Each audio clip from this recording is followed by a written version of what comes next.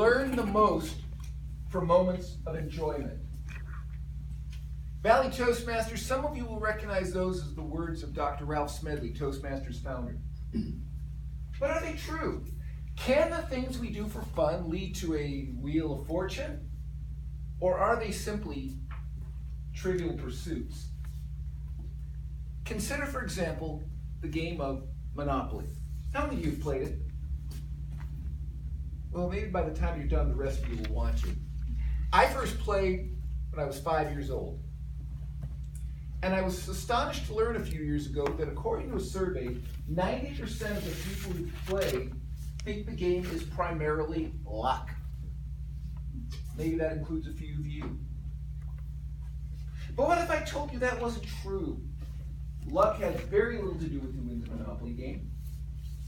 Would you believe me? Would you care? I mean, it's Monopoly. It's just a game. Just a game.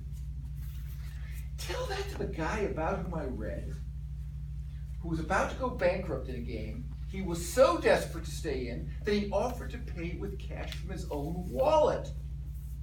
Astonishingly, his opponent agreed. So the guy opened up his wallet and he pulled out some Monopoly money that he brought with for just such an occasion. Just a game? Tell that to Jay Walker. Today, Mr. Walker is best known as one of the founders of Priceline.com, but as a younger man, he was a Monopoly champion. In fact, he co-authored a book, 1,000 Ways to Win Monopoly Games. I've read that book almost 1,000 times. And I'll share with you some of the advice the authors provide, and when I'm done, we'll ask again, is Monopoly just a game? First, know the rules. A lot of people don't.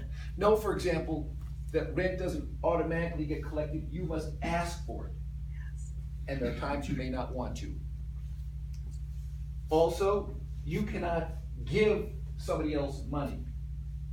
But as we'll see, there's ways around that. Next, know the board. Know, for example, that if you're on Illinois Avenue and you roll an 8, you're on North Carolina Avenue, not the community chess square next door.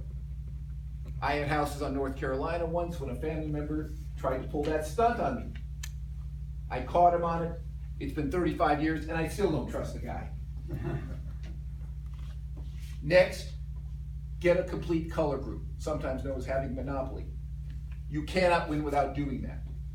That's the one hard and fast rule. No one ever won a game collecting $24 rents on Marvin Gardens. Now some people might think, here's where the luck comes in. What if you don't land on the 3 yellow spaces? You trade. Trade properties, trade cash. Probably trade some other things. Now you will sometimes run into an opponent who doesn't want to trade. They think you're trying to cheat them, or maybe they're part of that 90% who thinks it's all luck anyway. So what do? You use your Toastmaster skills. Vocal variety, facial expression, something like, did you just come here to roll the dice? May not work with him, but everyone else will notice. When you get that Monopoly, build 3 houses, not hotels. You can bankrupt your opponents just as easily doing that, and you probably are going to need the cash or something else. In Phoenix, we all know about the risks of overextending in real estate. Besides, you don't win Monopoly by making yourself rich. You win by making the other guys poor. Finally, let's consider the lowly get-out-of-jail-free card. The value of this card is much greater than the $50 fine you avoid to get out of jail. There are several examples limited only by your creativity. I'll give you one. Lori has Virginia Avenue and she has 3 houses on it. I looked it up, the rent is $500. Moto lands on it. Moto doesn't have $500.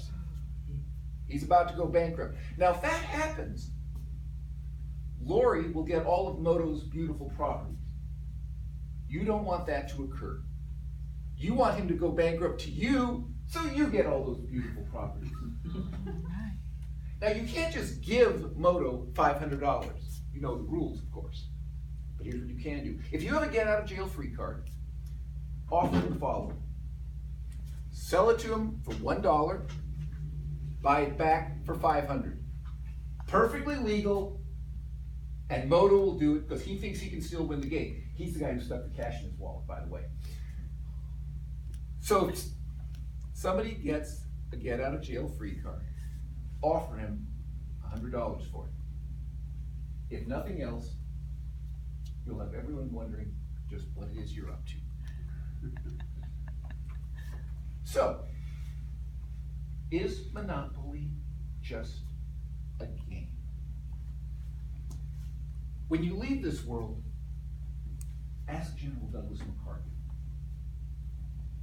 His words are on the walls of the athletic building in the United States Military Academy at West Point. On the fields of friendly strife are sown the seeds that on other fields, on other days, reap the fruits of victory.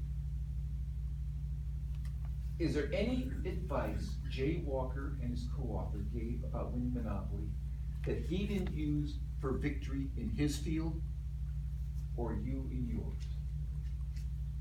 Know the rules. Know the territory. Know what is absolutely critical for success. Be willing to get something, to give up something, to get something. Don't overinvest in that which does not add additional value. Know the value in the seemingly mundane. Finally, do not depend on luck. There's no cliche, I'd rather be lucky than good. No. At some point, your luck will end. Being good never should. Madam Toastmaster.